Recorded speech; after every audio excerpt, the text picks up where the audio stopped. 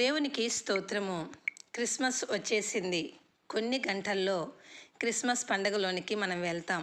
Christmas అంటే ఏంటి? క్రీస్తు ఈ లోకంలో జన్మించడమే క్రిస్మస్ కదా. ఓకే, బాగానే ఉంది. అయితే క్రీస్తు ఈ లోకానికి ఎందుకు వచ్చారు? కొన్ని గ్రంథాలు ఇలా చెప్తున్నాయి. అసతోమ సద్గమయ, తమసోమ జ్యోతిర్గమయ, మృత్యోమ అమృతాంగమయ. అంటే ఏంటి? నేను అసత్యంలో ఉన్నాను, సత్యంలోనికి నడిపించు. నేను అంధకారంలో ఉన్నాను, వెలుగులోనికి నడిపించు. నేను మృత్యువుతో ఉన్నాను, జీవములోనికి నడిపించు అని అర్థం. గమనించండి, సత్యంలోనికి నడిపించాలంటే సత్యమై ఉన్నవారు కావాలి. వెలుగులోనికి నడిపించాలంటే వెలుగై ఉన్నవారు కావాలి. జీవములోనికి నడిపించాలంటే జీవం కలిగిన వారు కావాలి. సత్యమైన, వెలుగైన, జీవము కలిగిన దేవుడు ఎవరు? క్రీస్తు తప్ప ఇంకెవరూ లేరు.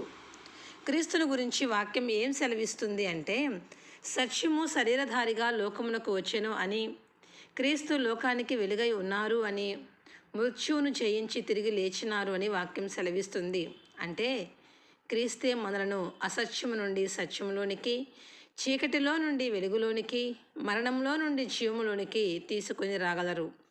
అలా మనం రావడమే నిజమైన క్రిస్మస్.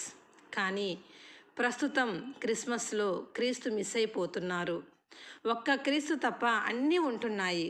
కానీ మన ముందున్నటువంటి క్రిస్మస్ అలా ఉండకూడదు. మనము సత్యమును అనుసరించి నడిచిన వారమై, వెలుగును పొందుకున్న అనుభవం కలిగిన వారమై, ఆత్మీయ జీవితంలో మరణించిన స్థితిలో నుండి జీవము కలిగిన స్థితిలో ఉండవలసిన వారమై ఉన్నాము. ఈ 3 అనుభవాలు మన జీవితంలో ఉన్నట్లయితే క్రీస్తు మనలో ఉన్నట్లే.